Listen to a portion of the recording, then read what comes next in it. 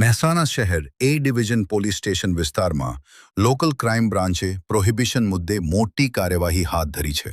ઉચરપી ચોકડી નજીક ખારી નદીના બ્રિજ પાસે રેડ કરીને ભારતીય બનાવટના વિદેશી દારૂનો જથ્થો ઝડપાયો છે.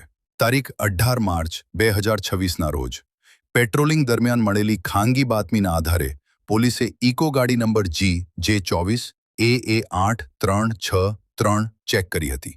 તપાસ દરમિયાન ગાડીમાં બેઠેલા 2 ઇસમો પાસેથી પાસ પરમિટ વગરનો દારૂનો જથ્થો મળી આવ્યો હતો.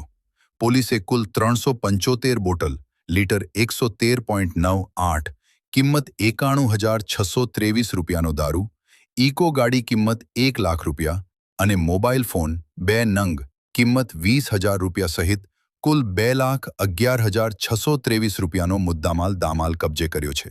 આ કાર્યવાહી નાયબ પોલીસ મપોલીસ મહાનિરીક્ષક વિરેન્દ્રસિંહ યાદવ તથા પોલીસ અધિક્ષક હિમાંશુ સોલંકીના માર્ગદર્શન હેઠળ હાથ ધરવામાં આવી હતી.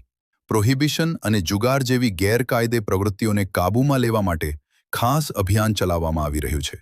પકડાયેલ આરોપીઓ: ઠાકોર અંકિતજી સોમાજી, નાગુજી ઠાકોર, પ્રવીણજી હિમાજી, હરીજી વોન્ટેડ આરોપી, ઠાકોર વિનુજી કપૂરજી.